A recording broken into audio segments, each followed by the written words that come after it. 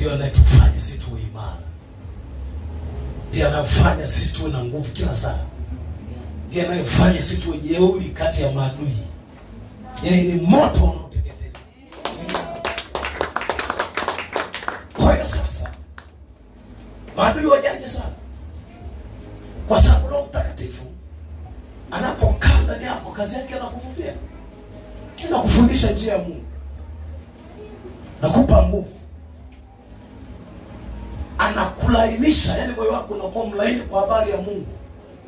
Roho Mtakatifu ndani yake ana kila kitu, mafuta ndani yake yamejaa. Maana Yesu akasema Roho wa Bwana juu yangu, amenipaka mafuta. Ni tafsiri yake kwamba Roho wa Mungu ndani yake ana mafuta. Kwa nini mafuta ya Mtakatifu? Mafuta ya Mtakatifu yanafanya wepesi kwa mtu wa Mungu. Magumu ni mepesi. Ugumu wa kuomba usiwepo. Uzito wa kuomba usiwepo. Uzito wa kusoma Biblia usiwepo. Uzito wa kumtafuta Mungu usiwepo. Bali uwe na kiu kumtafuta Mungu. Kwa hiyo sababu anaulainisha moyo. Uzito wa kutokuelewa neno haupo.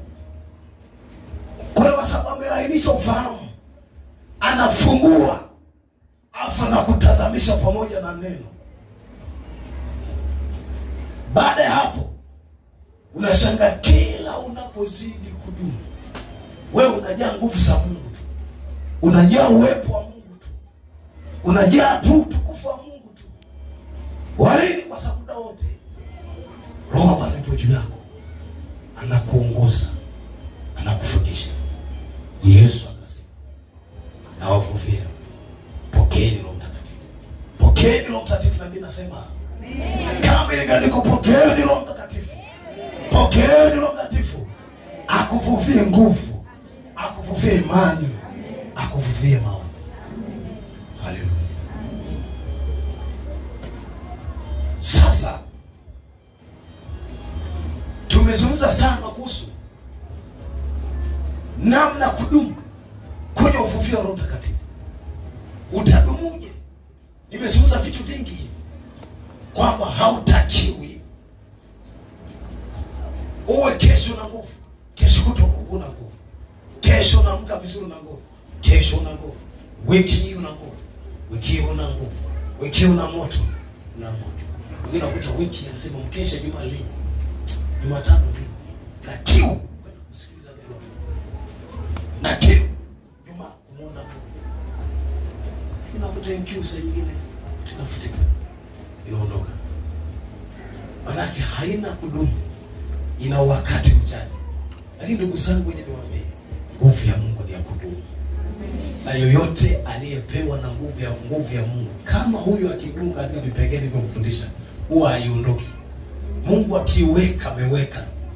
Inategemeana wewe sasa baada ya kupokea huo uvuvio wa Roho Mtakatifu, unadumuje. Na wengi wapokea Roho Mtakatifu sio kama hajapokea. Nilikufundisha namna Roho Mtakatifu anapokuja kwako.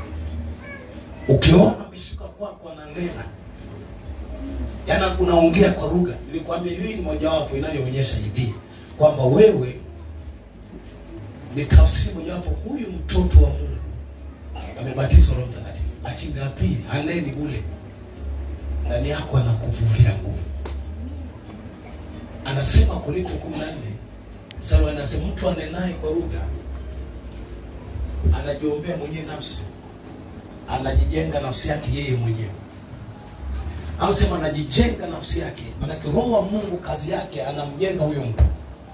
Kama kuna mahali kulibomoka, kuna mahali kumwabudu Mungu sawa sawa, wala ukumaanisha, anaposhuka anaponena kwa lugha, maana anakuvuvia nguvu. Ndio maana wale wanaonena kwa lugha, Roho wa Mungu anapomshukia, akisha maliza kunena kwa lugha, kuna amani kubwa huwa inakuja juu yake. Kuna furaha kubwa huwa inakuja juu yake. Ulizo ni kwa nini? Kwa sababu Roho wa Mungu ni alikuwa anakujenga. Alikuwa anajenga nafsi yako. Alikuwa anajenga moyo wako. Alikuwa anajenga roho yako. Alikuwa anajenga mwili wako. Ghafla kinuka hapo nakuta mwepesi, una amani. Tafsiri yake kwamba na kujenga. Sasa namna kujenga, manake huwezi kujengeka hivi hivi, lazima anatumia nguvu zake mle ndani, manake anakufufia nguvu. Sasa ukitoka hapo unakuta ile amani ya siku ile inaishia hapo, na unakuta hata njia unapotembea unaona unanena kwa lugha kabisa, unaona kiu ya maombi. Lakini baada ya siku ya pili hamna tena, wiki hamna tena, unakuwa mkavu. Naanza upia vipengele hivi nimefundisha, vizingatie sana. Hivi ndivyo vinakwamisha watu wa Mungu wasidumu kwenye hiyo nguvu.